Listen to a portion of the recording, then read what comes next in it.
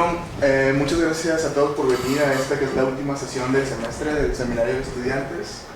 Hoy tenemos el placer de presentar a la maestra en Ciencias Yuriko Pitones, estudiante de aquí del departamento, que nos va a hablar acerca de bases de Grobner. Bueno, adelante. Muchas gracias. Como dicen, es la última plática del seminario y quiero aprovechar para agradecer a los compañeros que se encargaron de organizar este seminario este semestre, a Ralier, a Oscar, a Sergio, por dedicar el tiempo para organizarlo y a ustedes por asistir, y los invito a que en los siguientes semestres lo sigan apoyando en la organización y también en seguir participando con la asistencia. Entonces, bueno, vamos a comenzar. Este tema tiene que ver o es parte del álgebra computacional, pero voy a comenzar hablando de juegos. O sea, voy a plantear un juego, ¿no? El juego de la tableta de chocolate. Entonces, tengo que decirles de qué trata y cómo vamos a jugarlo, ¿no? Tenemos una tableta rectangular de chocolate y dos jugadores, el jugador A y el jugador B, que se van a alternar mordiendo la tableta. El que coma este cuadrito se muere o pierde, ¿no? Entonces, ¿cómo se muerde o cómo se juega? Supongamos que el jugador A elige morder este cuadrito, ¿sí? Pues entonces tendrá que morder o que comerse toda esta región que es generada por el cuadrito A, ¿sí? Entonces, después del turno de A, esto es lo que nos queda, ¿sí? Ahora le corresponde a B. Supongamos que B quiere morder esto. Entonces, tendrá que comerse todo lo que está como generado por ese cuadrito. Después del turno de B, nos queda esa tableta de chocolate. Entonces, y así sucesivamente, el que se coma esto, pues pierde. Pero, entonces, ¿quién gana? ¿Sí? ¿Qué jugador tiene la estrategia ganadora? Pues la afirmación es que para cualquier tableta de chocolate rectangular, el jugador A, o sea, el jugador que empieza, siempre va a ganar. Tiene una estrategia ganadora. Bueno, no les voy a platicar la demostración tal cual, pero es una prueba por contradicción. Lo que quiero destacar de este problema es que, pues ustedes lo pueden ver del enunciado, nos dice qué jugador tiene una estrategia ganadora o que existe una estrategia ganadora, pero no te dice cómo, no te dice cómo lo haces, ¿sí? Es decir, es una prueba no constructiva. De hecho, para este problema en particular, no se conoce una prueba constructiva. Y como ustedes saben, pues las matemáticas están llenas de este tipo de pruebas, ¿no? Mi prueba favorita no constructiva es la prueba del teorema de la base de Hilbert. De hecho, esta fue la primera prueba no constructiva en la historia de las matemáticas. El teorema de la base de Hilbert, en general, bueno, estos son los enunciados formales, pero uno lo puede traducir a que todo sistema de ecuaciones polinomiales, imagínense un sistema infinito incluso de ecuaciones polinomiales, es equivalente a otro finito. Entonces, solucionar un sistema de ecuaciones infinito es equivalente a solucionar uno finito. Entonces, vean el poder del enunciado, ¿no? El más conocido tal vez es que todo ideal en un anillo de polinomios es finitamente generado. Como les decía, este fue la primera prueba no constructiva en las matemáticas y pues en aquella época mucha gente dudaba de que realmente esto fuera matemáticas. Hilbert defendió mucho esa postura de que, bueno, por ejemplo, había quien decía que esto no era matemáticas, que esto era teología. El grupo de lógicos constructivistas decía que este tipo de pruebas eran pruebas no válidas. A lo que Hilbert contestó que quitarle a los matemáticos las pruebas no constructivas es como prohibirle el microscopio al astrónomo o el uso de los puños al boxeador. Sí, entonces, seguramente ustedes también tienen telescopio, perdón. Seguramente ustedes también en cada una de sus áreas tienen sus pruebas no constructivas favoritas, ¿no? Bueno, el desarrollo de las matemáticas continuó y resulta que casi 70 años después, este señor, que se llama Bruno Buchberger, dio una prueba constructiva del teorema de la base de Hilbert en su tesis doctoral, usando una herramienta que introdujo su asesor, a las que en honor a su asesor él llamó las bases de Grobner. Sí, entonces, ahora sí voy a empezar a decirles qué son. Vamos a ver su definición, cómo se construyen, y al final quiero dar una lista de aplicaciones y bueno, a ver hasta dónde llegamos. Para poder definir las bases de Grobner, necesitamos una definición muy importante, que es un orden monomial. Antes voy a fijar alguna notación. R será mi anillo de polinomios en n variables sobre un campo K. Voy a utilizar la notación estándar para monomios. Un monomio en el anillo de polinomios lo voy a denotar como X alfa, y esto es pues el producto de n variables con estos exponentes mayor o igual que 0. Voy a denotar como M el conjunto de monomios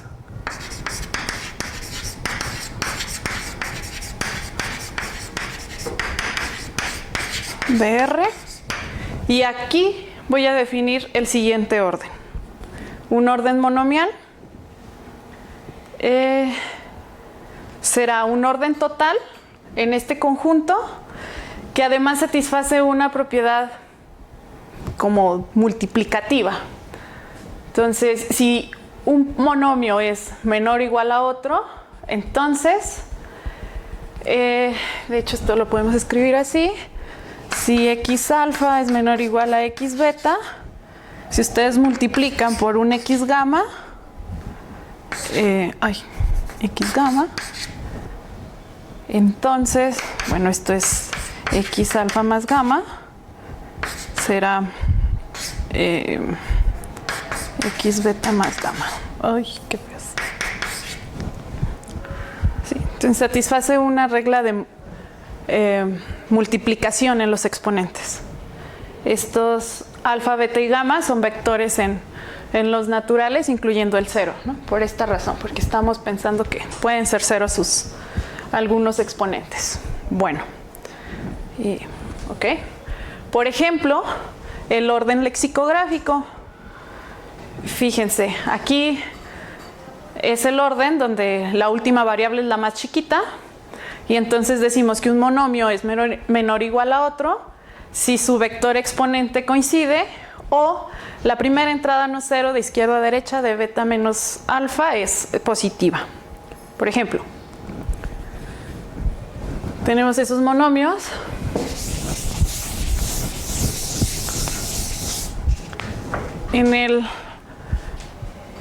En el primero tenemos que alfa es 0,4000, beta es 1, 0. Entonces, claramente estos vectores son distintos. Checamos la siguiente condición: beta menos alfa es 1, menos 4000, y su primera entrada distinta de 0 es positiva, ¿no? Entonces, tenemos que x2 a la 4000 es menor que x1. Y así pueden checar esta relación. Este es el orden lexicográfico. Hay muchos otros órdenes monomiales. Por ejemplo, el orden lexicográfico graduado. Aquí nos importa el grado del monomio. Y bueno, hay que checar ahí una relación, ¿no? Entonces, ok. ¿Qué es una base de Grobner? Antes más notación. Ahora, dado un orden monomial en el conjunto de monomios, podemos saber quién es más grande o cuál es el más pequeño. En particular, si ustedes tienen un polinomio f escrito como suma de monomios de x a t, lo podemos escribir de tal forma que el primero sea el más grande. Entonces, a este primer monomio, o al monomio más grande del polinomio, lo vamos a llamar el monomio líder.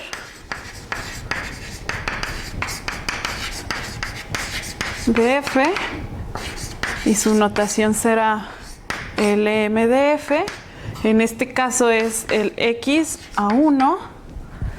Podemos distinguir el término líder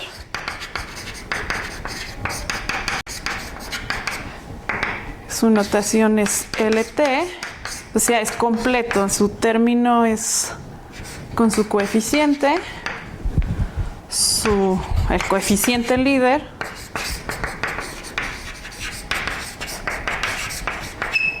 será LC, o sea, es gamma lambda sub 1.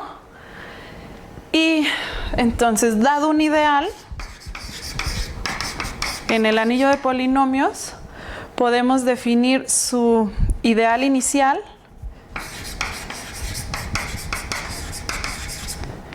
de I, y este es simplemente denotado como IN. Aquí se puede escribir el orden monomial porque todo depende de un orden monomial. Este es el generado por todos los monomios líder de los polinomios que están en I. ¿Sí? Se fijan, este ya está generado solo por expresiones de este tipo, o sea, por monomios. Es un ideal monomial.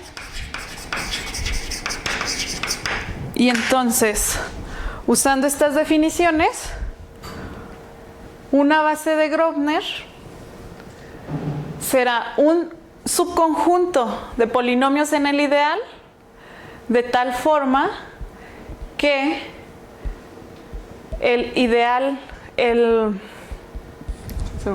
monomio líder de cada polinomio es un múltiplo del monomio líder de los polinomios de este subconjunto. Equivalentemente, un conjunto G1 hasta G sub S es una base de Grobner si el ideal inicial de I coincide con el generado por los monomios líder de los G sub 1, G sub S. Entonces, bueno, ya sabemos que es una base de Grobner. Veamos el siguiente ejemplo. Consideremos este ideal en el anillo de polinomios de dos variables con el orden lexicográfico. Entonces, haciendo las cuentas, tenemos que este polinomio menos y más x es un elemento del ideal porque lo estoy escribiendo como una combinación de estos dos que ya estaban aquí. Pero con el orden lexicográfico tenemos que su monomio líder es x y el monomio líder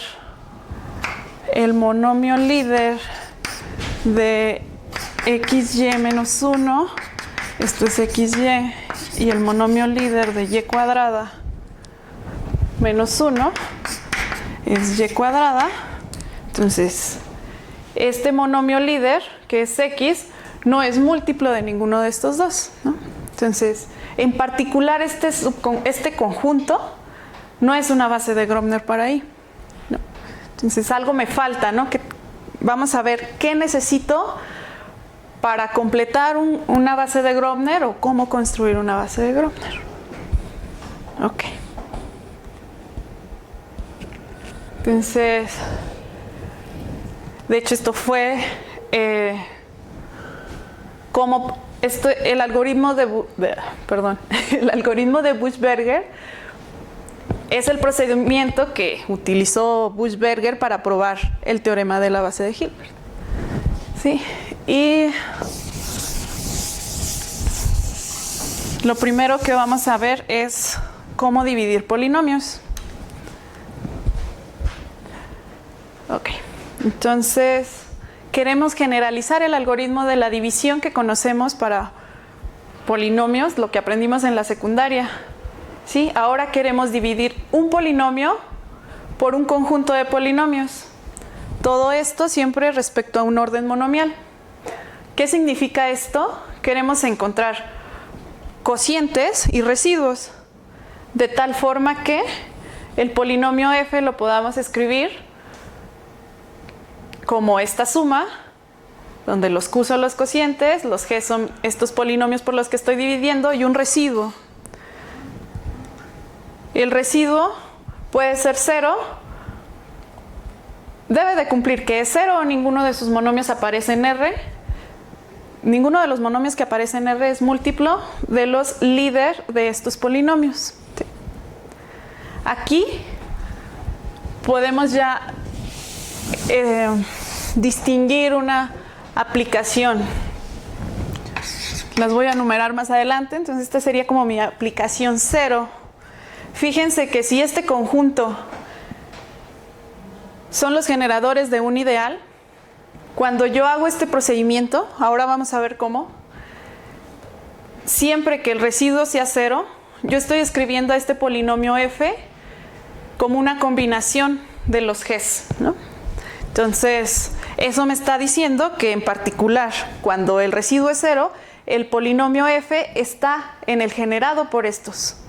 ¿Sí? Entonces, una de las aplicaciones de las bases de Grobner es que nos ayuda a saber cuándo un polinomio está en un ideal. ¿Sí?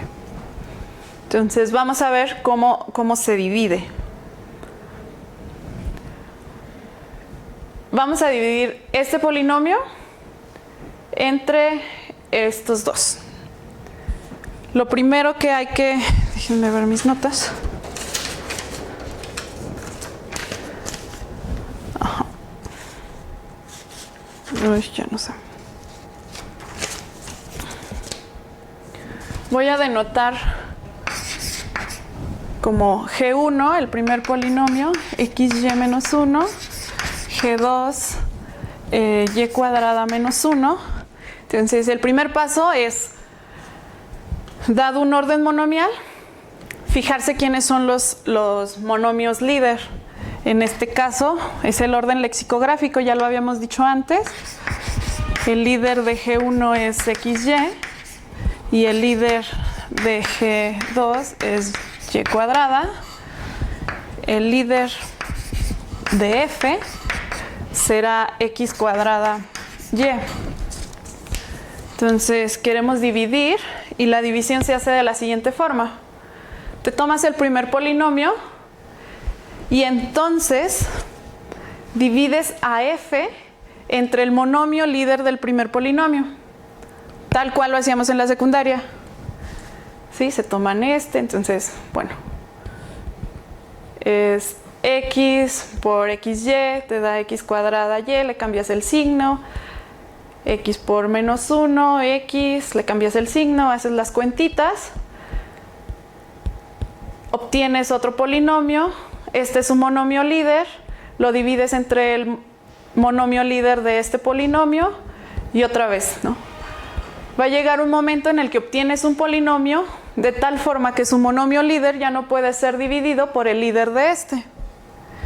En este momento pasas a este monomio líder a la columna de residuo. Te quedas con el resto del polinomio y ahora divides por el segundo polinomio. Te tomas el monomio líder del segundo polinomio y haces la división, ¿no? Entonces, al final obtienes otra vez un polinomio cuyo monomio líder ya no es divisible por el monomio líder de este polinomio, entonces se va a la columna de residuo. Con este procedimiento, lo que obtenemos es a f, lo podemos escribir, estos son los cocientes que estábamos buscando, como una combinación de los polinomios con los que iniciamos, más un residuo. ¿Sí? Este procedimiento depende mucho del orden en que ustedes escriban aquí estos polinomios. Si hubiéramos empezado con este y luego este, obtenemos una expresión diferente, ¿no? Entonces, las bases de Grobner no son únicas, ¿sí? Bueno, pues hasta aquí aprendimos cómo dividir polinomios, pero todavía no les digo cómo construir una base de Grobner, ¿no? Bueno, para eso necesitamos una definición auxiliar y es la definición del S polinomio.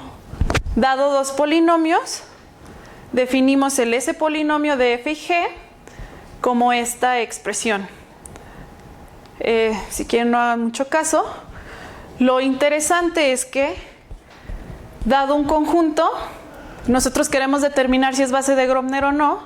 Entonces, calculas todos sus S polinomios en parejas y si resulta que el residuo de la división de estos polinomios, que son de esta forma, por este conjunto es 0, para todos los i distintos de j, entonces este conjunto sí es una base de Grobner. O sea,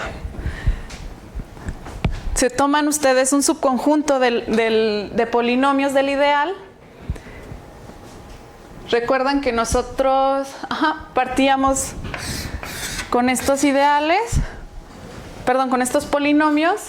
En el ejemplo encontramos que creo que era así. Estaba en el ideal que su monomio líder era x y no era múltiplo de ninguno de los líderes de los anteriores. Entonces, ¿qué haces con ese polinomio? Lo agregas al conjunto.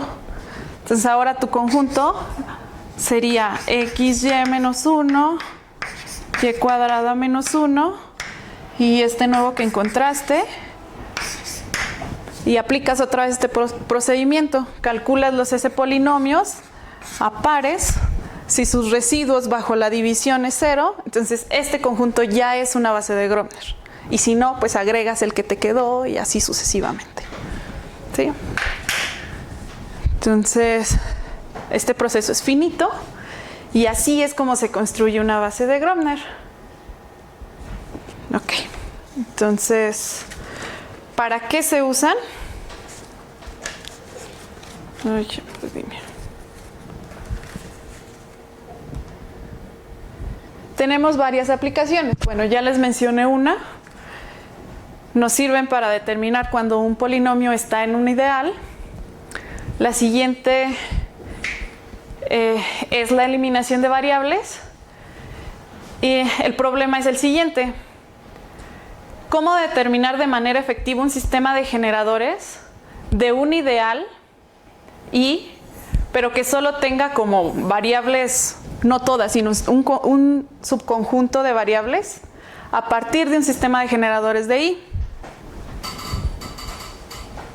Para eso necesitamos definir lo que es un orden de eliminación. En particular tenemos,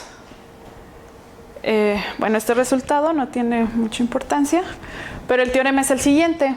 Dado un ideal y un orden de eliminación, para las primeras L variables, si G es una base de Grobner para el ideal, entonces la intersección de G con este subconjunto de variables resulta, no dice ahí nada, ¿verdad? Bueno, esta es una base de Grobner para el ideal de eliminación que estábamos buscando, ¿no? Lo que queríamos era encontrar un conjunto de generadores para I intersección XL más 1 XN. En particular, la base de Grobner intersectada o vista en este anillo de polinomios es una base de Grobner para este. Las aplicaciones de la teoría de eliminación de variables son muy amplias. Por ejemplo, en geometría algebraica, para los que están pues involucrados o conocen un poco del teorema de normalización de Noether, saben que la teoría de eliminación de variables se usa ahí bastante, ¿no? Ok. Otra aplicación es cuando uno quiere conocer un sistema de generadores para la intersección de dos ideales.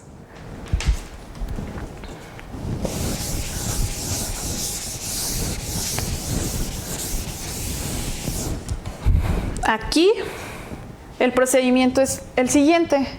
Vamos a introducir una nueva variable t y consideramos dos subconjuntos, ahora en el anillo de polinomios agregándole una nueva variable, que es el siguiente. O sea, son las multiplicaciones de los elementos de i y también multiplicando, pero ahora i menos t, perdón, 1 menos t. Estos son dos ideales en este nuevo anillo de polinomios y resulta, no es difícil ver, que la intersección de i con j es justo este ideal. Entonces, utilizamos lo que ya sabemos de eliminación de variables, calculamos una base de Grobner para este ideal y solo le quitamos la variable t. Por ejemplo, si consideramos i igual a x, j igual a y, sabemos que la intersección es xy. Vamos a ver utilizando bases de Grobner que, o sea, en efecto es xy. Déjenme ver mis notas, que ya no me acuerdo.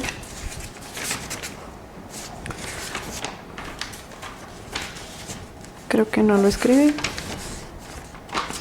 Ok.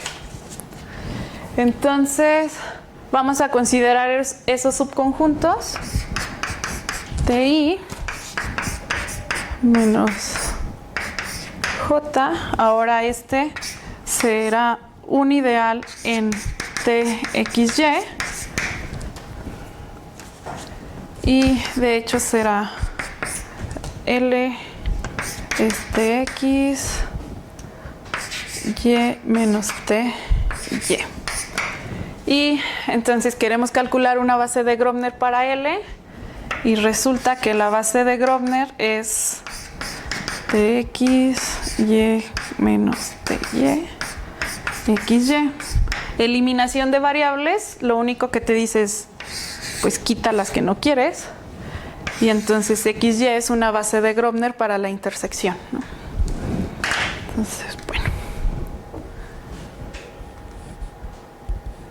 Bueno, y ese era el ejemplo fácil. La siguiente aplicación es cómo calcular cociente de dos ideales. ¿Qué es el cociente? Dados ideales, aquí no va intersección, y j de r, el subconjunto de todos los polinomios, tales que cuando los multiplicas por los elementos de i te los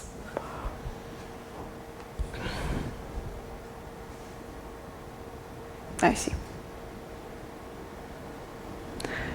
El subconjunto de los polinomios de r, tales que cuando los multiplicas por elementos de j te lo dejan en i, ¿sí? Este es el ideal cociente de i por j.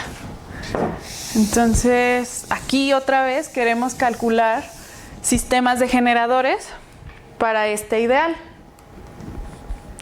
En particular, conociendo quién es el cociente, podemos saber cuándo un ideal está contenido en otro.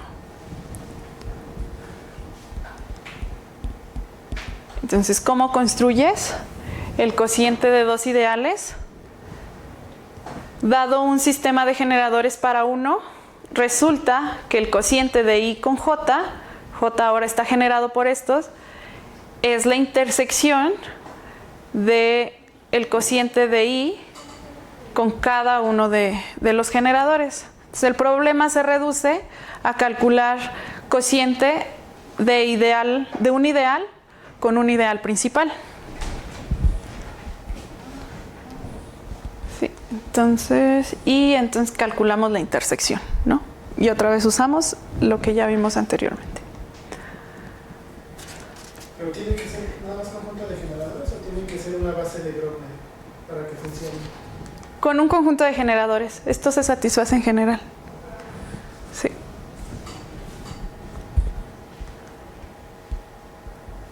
Otra de las aplicaciones es cómo determinar si un polinomio está en el radical de un ideal. Una aplicación de esto puede ser en álgebra homológica, por ejemplo. A uno le interesa calcular como rangos aritméticos y todos esos invariantes que tienen que ver con determinar cuándo un polinomio está en un radical. Bueno, entonces, para eso consideramos una nueva variable y un ideal auxiliar. Entonces, la afirmación es que el polinomio está en el ideal si el 1 está en este ideal auxiliar que estamos definiendo por acá, y usando otra vez estos métodos podemos determinar cuándo un polinomio está en un ideal, ¿no?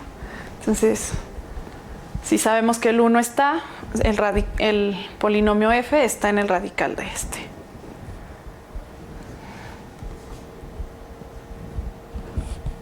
Otra aplicación, creo yo que es una de las más importantes, bueno, para la gente que hace resoluciones y ese tipo de cosas, es calcular las primeras sisillas. ¿Qué son las sisillas? Dado un conjunto de polinomios, una sisilla es una relación de este estilo. Sí, o sea, queremos encontrar polinomios tales que esas combinaciones lineales nos den 0. Bueno, entonces vamos a denotar por el conjunto de sisillas de este conjunto de polinomios a las m-hadas formadas por estos q's que estamos encontrando. Se demuestra que es finitamente generado y lo que queremos es conocer un conjunto de generadores. Si ustedes recuerdan, dado un conjunto de polinomios G1, GT, cuando calculábamos los S polinomios de GI con GJ, obteníamos que al hacer la división por este mismo conjunto, si a este lo llamo G, este es solo notación, dividimos por G, esto siempre era 0, ¿sí? Entonces, en realidad, estos son relaciones de este estilo. Entonces, las bases de Grobner nos están dando como ya de a gratis quiénes son los generadores de este conjunto. Y el teorema es este. Denotamos por S y J estas relaciones y resulta que ese es el conjunto de generadores que estamos buscando, simplemente haciendo una división de polinomios, ¿no? Hay otra aplicación en coloración de grafos que nos dice cuando un grafo es no puedo decirlo, coloreable. Entonces, el problema que nos planteamos es determinar cuando una gráfica, voy a escribir un poquito voy a denotar como C sub K, C1, un conjunto de K colores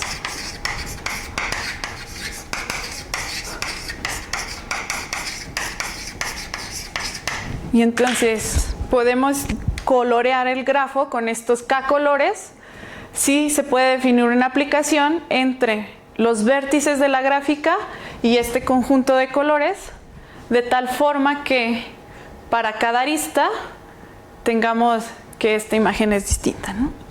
Entonces, usando bases de Grobner, ¿cómo decir si un grafo es coloreable con K colores?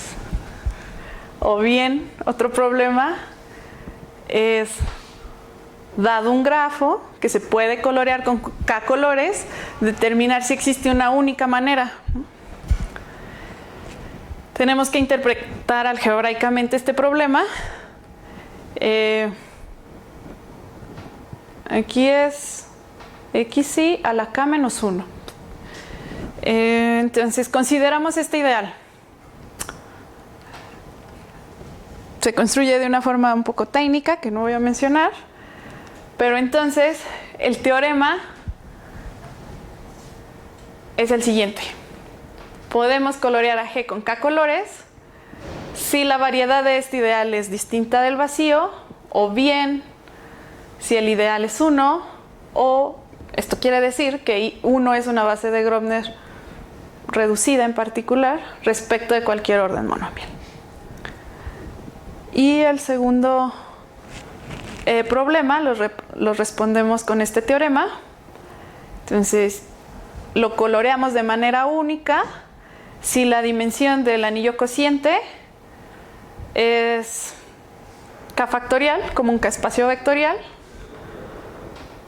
o bien el número de monomios de R que no pertenecen al inicial del ideal que les mostré es K factorial. Sí, de hecho, los monomios que no pertenecen al inicial de cualquier ideal es de hecho una base como que espacio vectorial. ¿Sí? Ese es un resultado muy general.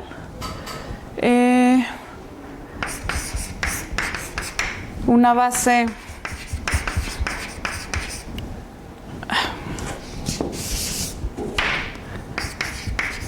como K espacio vectorial para R módulo I está dada por los monomios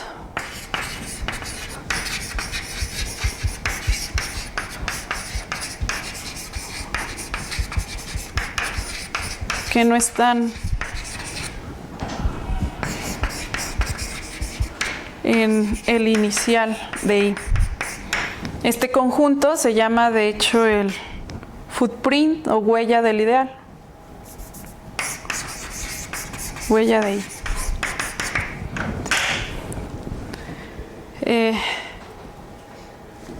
Y bueno, es todo lo que les quería platicar. Estas son unas referencias. El primero es un video de Ignacio García Marco, donde saqué la idea del chocolate. El segundo son unas notas de Philip Jiménez. De hecho, están en español y son muy buenas, muy introductorias a todo esto de bases de Grobner. Y 2 libros que son como clásicos cuando uno quiere aprender bases de Grobner. Sí. Gracias.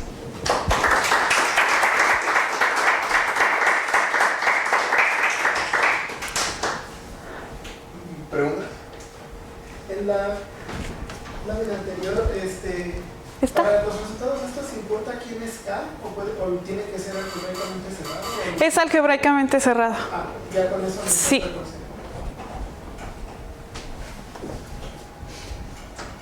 Sí. Si cambias el orden monomial, ¿existe alguna forma de obtener la base de Grobner sin tener que hacer todo el procedimiento?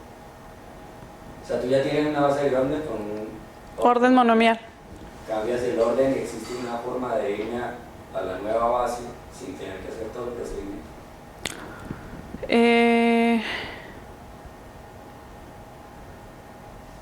No sé.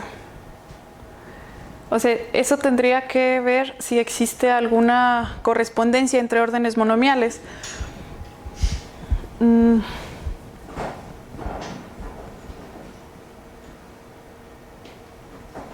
No, creo que no es así tan directo. Sí. Puedes encontrar bases de Grobner universales. Eso sí, que son las mismas para todos los órdenes monomiales. Sí.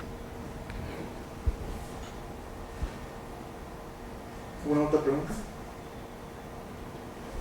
Pues agradecemos otra vez.